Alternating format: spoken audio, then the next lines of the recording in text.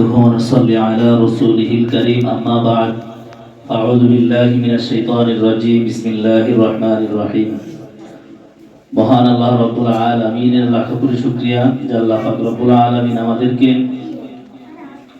শীতের এই সকাল বেলায় তারবিয়াতুল উম্মাহ মাদ্রাসার 2026 শিক্ষাবর্ষের নতুন সবক প্রদান অনুষ্ঠান এবং উদ্বোধনী ক্লাস অনুষ্ঠানের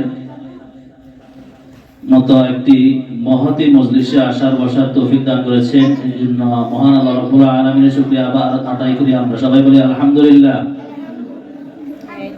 আমি গত অনুষ্ঠান হয়েছিল তখন একটা কথা বলেছিলাম, ওই ছাত্রছাত্রীরা ভাগ্যবান যারা মাদ্রাসার খোলার তারিখে, মাদ্রাসার বন্ধের তারিখে আল্লাহ যাদেরকে মহব্বত করেন তাদেরকে নেকের কাজ, নেকের মজলিসে যাওয়ার বসার তৌফিক দান করেন। আসলে যেটা বলতে চেয়েছিলাম, আমরা অভিভাবকরা যদি মাদ্রাসার অনুষ্ঠান, মাদ্রাসার বিভিন্ন কার্যক্রমগুলোকে যদি আমরা প্রাধান্য দিই, গুরুত্ব দিয়ে থাকি, তখনই আমাদের সন্তানরা যোগ্য হয়ে গড়ে উঠবে। পরীক্ষায় শুধু ভালো রেজাল্ট করার দ্বারা ভালো ছাত্র হতে পারে না। মাদ্রাসার নিয়ম কানুন, মাদ্রাসার আইন কানুন মেনে চলার মধ্যে অনেক সফলতা লুকায়িত থাকে। আমরা দেখেছি অনেক মেধাবী স্টুডেন্ট একটা সময় ঝরে পড়ে যায়। এটার কারণ হলো ওস্তাদদের দোয়া না থাকার কারণে।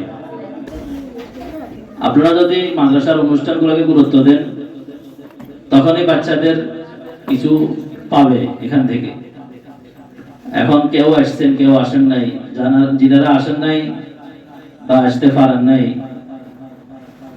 তারা কতটুকু সফলতা অর্জন করেছে সময় তাদেরকে বলে দেবে, বা তারা কি হারিয়েছে তখন তাদেরকে সময় বলে দেবে। আমরা যারা আসছি আমাদেরকেও আমাদের সময়, আমাদের একটা স্লোগান আছে, যদি মূল্যায়ন করা হয় সময় একদিন তোমাকে মূল্যায়ন করবে। কথাটা যদিও 3টা শব্দের, 4টা শব্দের, কিন্তু এটার অনেক গভীরতা আছে। এই জন্য আজকে বছরের প্রথম শুরুর দিন ওলামায়ে কেরাম এসেছেন, আমরা দাওয়াত করেছি, আপনারাও এসেছেন। হযরত ওলামায়ে কেরাম, আমরাও বিভিন্ন জায়গায় কথা বলি, কিন্তু এটা তো আমাদের প্রতিষ্ঠান, আমাদের বিষয়ে আমরা আর কি বলবো। আপনারা সকল কিছু দেখেন, সকল কিছু জানেন। তারবিয়াতুল উম্মাহ মাদ্রাসার প্রথমত এখানে অনেক নতুন অভিভাবক আছেন, এই জন্য বলতেছি।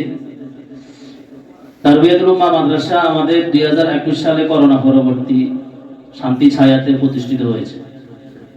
আলহামদুলিল্লাহ, ওখান থেকে অল্প কিছু সংখ্যক ছাত্রকে নিয়ে শুরু করার মাধ্যমে আজকে আলহামদুলিল্লাহ আমাদের বিশাল একটা 120 জন আমাদের গত বার্ষিক পরীক্ষা দিয়েছে। আলহামদুলিল্লাহ, তো বিশাল একটা পরিবার হয়েছে, মোটামুটি একটা পরিচিতি অর্জন হয়েছে। আমাদের এরপরে বন্যার পরবর্তীতে আবার ঘর পরিবর্তন করা লেগেছে। এরপরও অভিভাবকরা আমাদের, আলহামদুলিল্লাহ, যে অভিভাবক একবার আমাদের মাদ্রাসায় বাচ্চাকে দিয়েছে, পড়ালেখা করেছে, ওনার বাচ্চা এখানে 1 বছর পড়ক, 3 বছর পড়ক, 6 মাস পড়ক, আলহামদুলিল্লাহ আমাদের ওই অভিভাবকটাই অন্য আরো 5 জন অভিভাবককে নিয়ে আসেন। কেন নিয়ে আসেন? আমাদের নিশ্চয়ই আমাদের এখান থেকে আমরা কিছু দিতে পেরেছি বিদায় ওনারা এই শুকরিয়াটা আদায় করেন।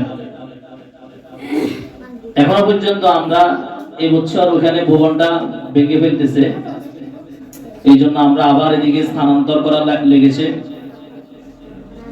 সবই আল্লাহ পাকের পরীক্ষা, কিন্তু আপনারা আমাদেরকে ভুলেন নাই, এই জন্য আপনাদের শুকরিয়া আদায় করছি। আপনারা প্রতিষ্ঠানকে নিজেদের মতো করে আগলে রেখেছেন, প্রতিষ্ঠানকে আপনারা মহব্বত করেন। গত বছর আমাদের এখানে স্টুডেন্ট আলহামদুলিল্লাহ জালালিয়া সুইটসের মানে মেইন রোডের ওখান থেকে, ফালাইয়া গেটের ওখান থেকে এখানে ছাত্র আসছে। খাজুরিয়া ওখান থেকে, নির্মাণ সুপার মার্কেটের ওখান থেকে ছাত্র আসছে। এবছর পাঠানবাড়ির ওই মোড় থেকে, ওই রোড থেকে এখানে স্টুডেন্ট আসতেছে। তো এটা আপনাদের দোয়া আল্লাহ পাকের মেহেরবানি, আমাদের কোনো কৃতিত্ব কিছুই না।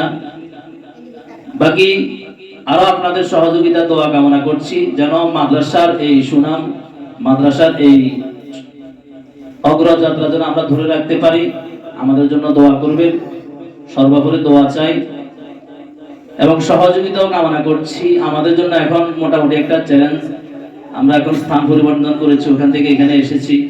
আলহামদুলিল্লাহ আপনারা দেখতে পাচ্ছেন মোটামুটি আমরা আমাদের ক্লাসরুম, অফিস গোছানোর কার্যক্রম মোটামুটি শেষের দিকে। সামনে যে আমাদের পার্কিং সহ সামনে যে ঘরগুলো, ওখানে আমরা নুরানি বিভাগের জন্য নিয়েছি। আগের মাদ্রাসার ঘরের রুমগুলো ছিল ছোট, অনেক অভিভাবকরা অভিযোগ করতেন যে হুজুর রুমগুলো ছোট, বিকল্প কোনো ব্যবস্থা করা যায় কিনা।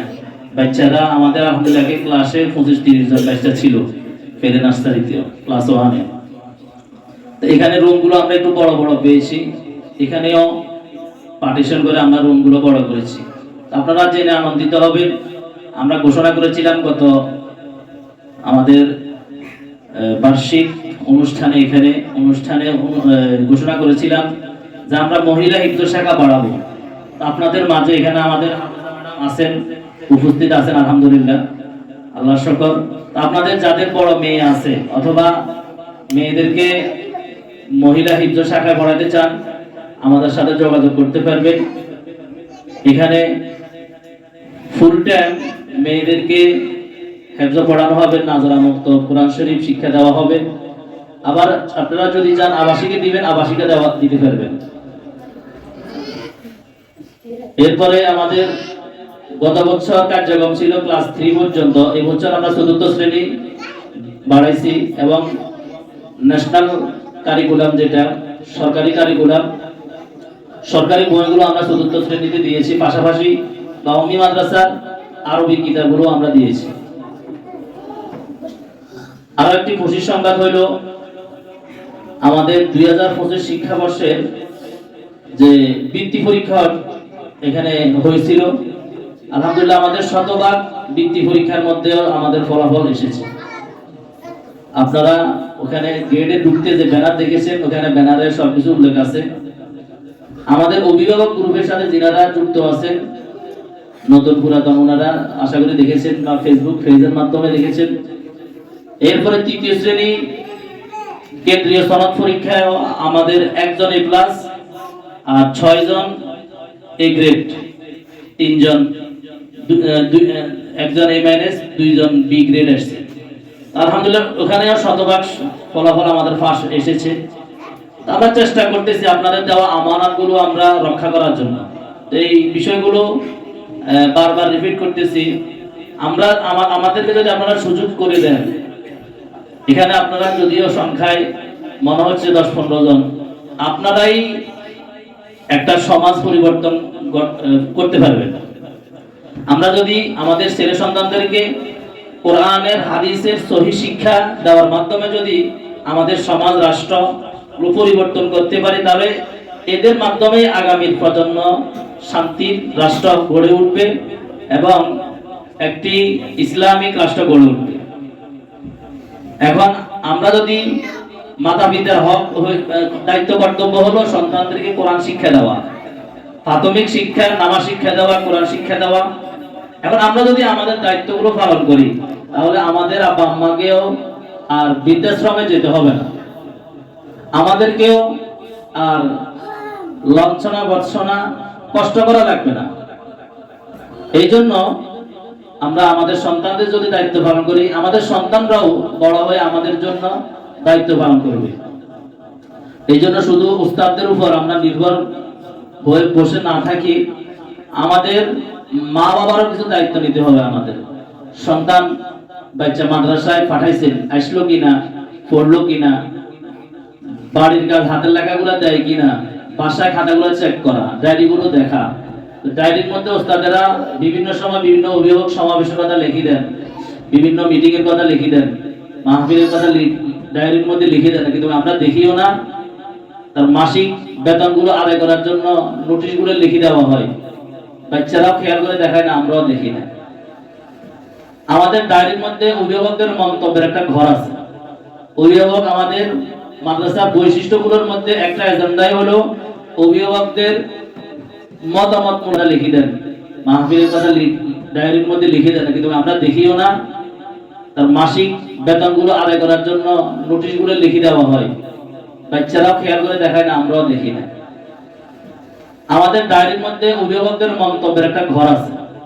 অভিভাবক আমাদের মাদ্রাসার বৈশিষ্ট্যগুলোর মধ্যে একটা এজেন্ডাই হলো অভিভাবকদের মতামতকে মূল্যায়ন করা।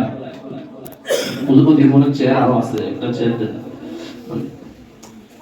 এই জন্য আপনারা আমাদেরকে সুপরামর্শ দিবেন। অনেক সময় রাগ অভিমান করে অনেক অভিভাবক বোঝে না, বাহিরে কথা না বলি, যদি ভিতরে কথা বলেন এমন যদি সমাধান হয় তাহলে আপনার জন্য কল্যাণকর, মাদ্রাসার জন্য কল্যাণকর। এই জন্য আমরা বছরের শুরু এই জন্য কথাগুলো বলতেছি। সব সময় সকল অভিভাবককে পাওয়াও যায় না। এই জন্য কোনো কারণে আমাদের কোনো উস্তাদ, কোনো ম্যাডাম বাচ্চাকে মারছে অথবা কোনো কটু কথা বলছে, সরাসরি আমরা পরিচালক আছি, আমার সাথে কথা বলবেন। আমার অবর্তমানে আমাদের এখানে একজন শিক্ষা সচিব আছে, যিনি অবর্তমানে দায়িত্বশীল থাকবেন, ওনার কাছে জানাবেন, আমরা এটা যথাযথ ব্যবস্থা নিব। এই জন্য ফেতনা না করলে ভালো হয়। এবং আমাদের অভিভাবক গ্রুপ আছে, অনেক অভিভাবকরা জানেও না যে অভিভাবক গ্রুপ আছে, জানে কিন্তু অনেকে বের হয়ে যায় অথবা বুঝে না অথবা নিজেরা আগ্রহ করে সংযুক্ত হয় না। এই জন্য আমাদের মাদ্রাসা সরকারি দিবসগুলো ছাড়া আর বাকি সময়গুলো ক্লাস চলে। কখনো যদি আমাদের কোনো দরকার প্রয়োজনে যদি মাদ্রাসা বন্ধ দেওয়া হয় অথবা যে কোনো বিষয় নোটিশ আমাদের অভিভাবক গ্রুপের মাধ্যমে দেওয়া হয়। এবারে বাচ্চারা অনেক সময় মাদ্রাসায় না আসতে পারলে আমরা ডায়েরি মিটিং গুলো গ্রুপের মধ্যে দিয়ে দেওয়া হয়। ডায়েরি যে ক্লাসের কি পড়ানো হয়েছে এগুলো গ্রুপের মধ্যে দেওয়া হয়। এই জন্য আপনারা আমাদের সাথে থাকবেন, দোয়া পরামর্শ দিবেন। আল্লাহ পাক আমাদের সকলকে মানার, বুঝার, আমল করার তৌফিক দান করুন। সবাই বলেন আমিন।